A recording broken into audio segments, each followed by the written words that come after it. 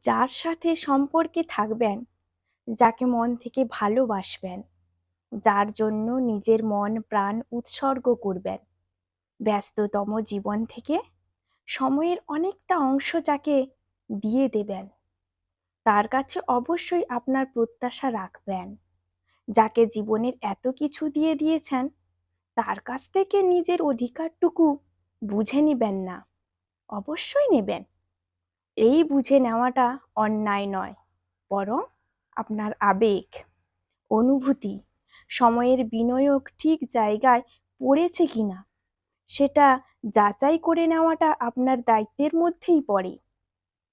জমি কেনার পর জমির দলিলে নিজের নামটা আছে কিনা সেটা যেমন দেখে নেন, সোনা কিনতে গিয়ে সোনার গায়ে হলমার্ক চিহ্নটা যেমন দেখে নেন, মানুষের ক্ষেত্রেও তেমনি। যার জীবনকে আপনি ভরাবেন, তার জীবনে আপনার গুরুত্ব কতটা সেটা পরখ করে দেখে নেওয়াটা জরুরি। আজকাল নিঃস্বার্থ বলে কিছুই হয় না। মন বুঝে ভগবান পর্যন্ত দেন না, তার কাছেও হাত পেতে চাইতে হয়। মানুষ তো দূরের কথা, প্রত্যাশা না রাখলে সব দিতে দিতে একদিন আপনি সবে পরিণত হবেন।